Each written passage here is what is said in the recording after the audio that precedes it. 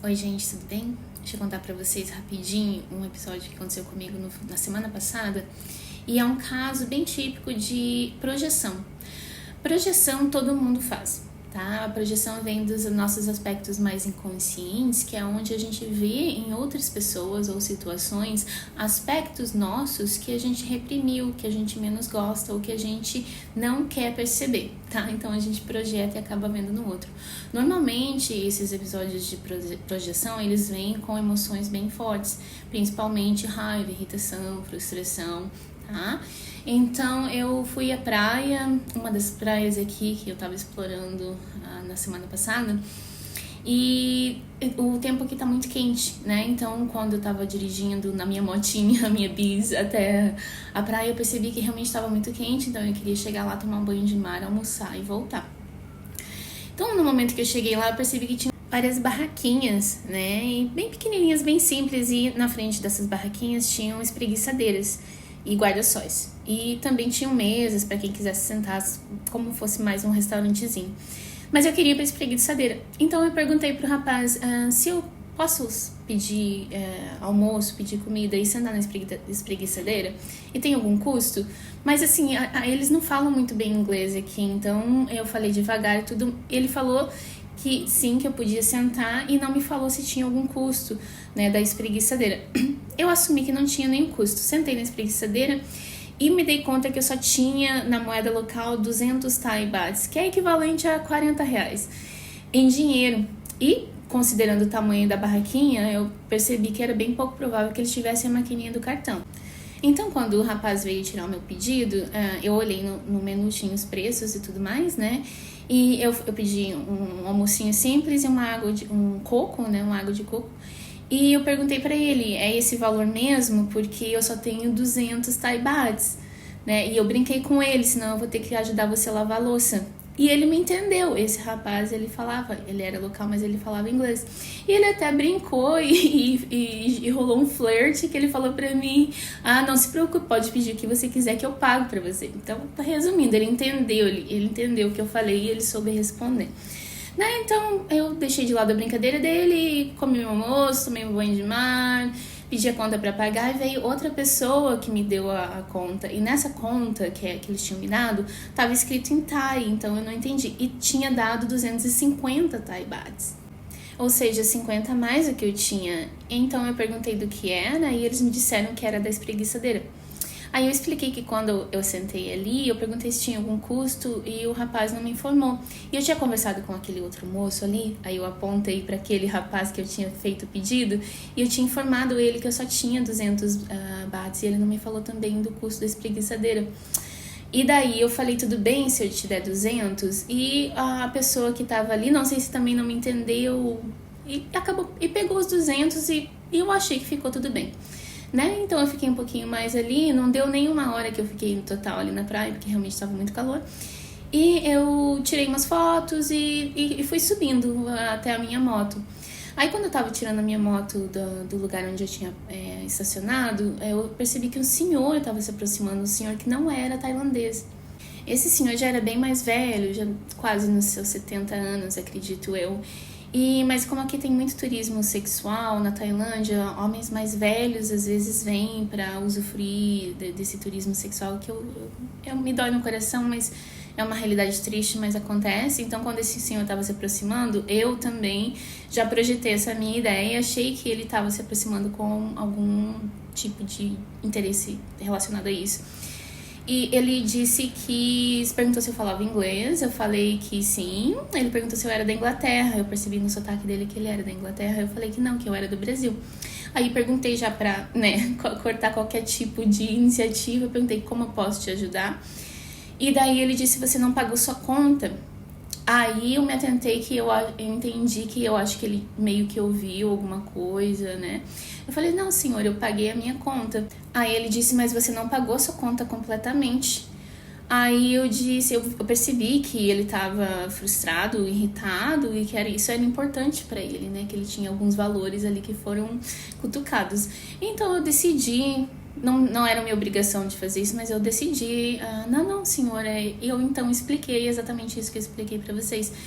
Só que nesse período que eu estava explicando, ele não se abriu para nem sequer ouvir a minha explicação. Ele já estava ancorado, né, nessa projeção dele de que eu tinha sido injusta, né? Ele usou termos de que você tirou proveito dessas pessoas, que são pessoas tão boas, eram só 50 Thai bahts.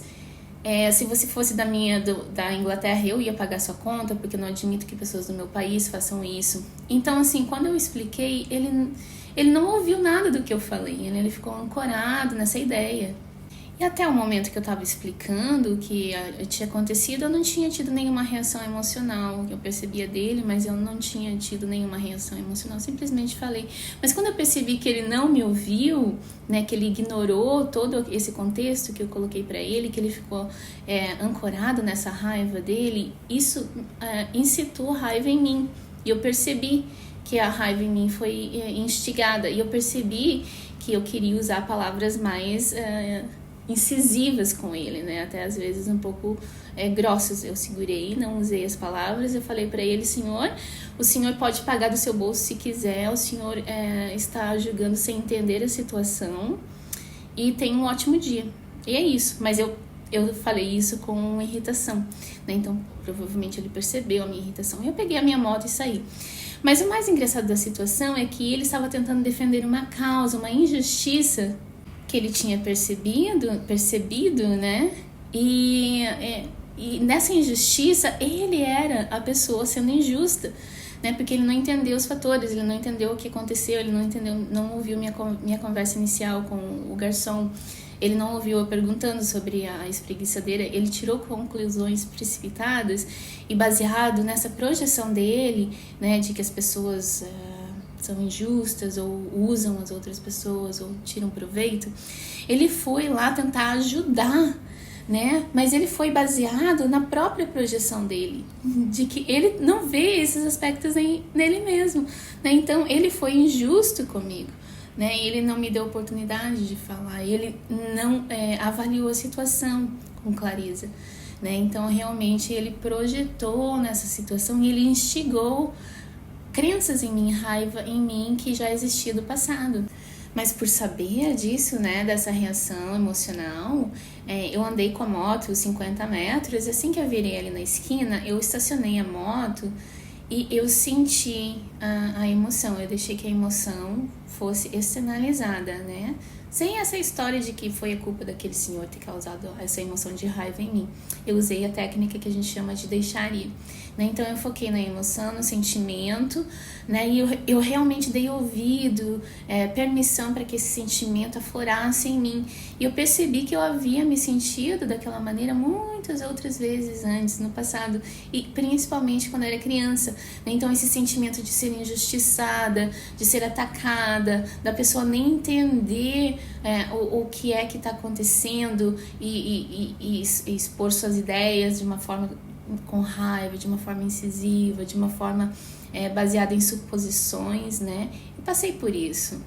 Então, quando eu estava ali na estrada, eu percebi que era bem profundo essa questão para mim. Eu nunca tinha me atentado, ainda estava inconsciente até aquele momento, né? Então, eu fiquei realmente agradecida e feliz por aquilo ter acontecido. Fiquei grata ao Senhor por Ele ter me mostrado, né, essa parte minha que eu desconhecia ainda, que vivia ali em mim. Eu só não tinha me atentado a isso ainda.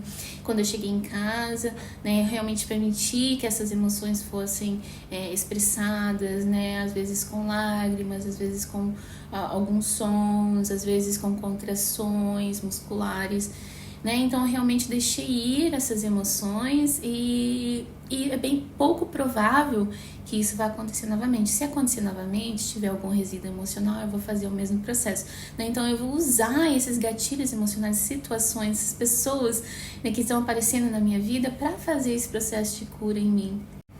E quanto ao Senhor, é bem pouco provável que Ele tenha, né, esse conhecimento, essa inteligência emocional. Então é bem pouco provável que Ele tenha se beneficiado dessa situação que Ele mesmo criou, instigou, participou, né?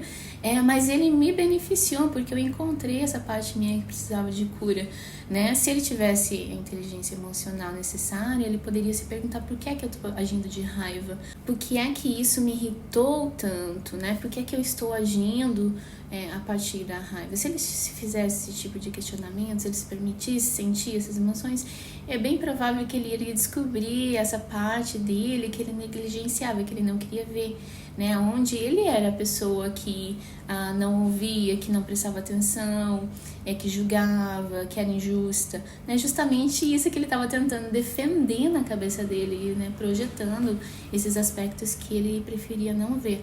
Então, gente, é muito importante dar ouvido para as emoções, se perguntar por que a gente está sentindo, né? Antes da gente atacar, e quando a gente se sentir atacado também, né? Sempre dá ouvido para a emoção, porque ela vai te dizer e vai te mostrar onde você ainda precisa de cura. Espero que esse vídeo tenha ajudado. Um beijo e até mais.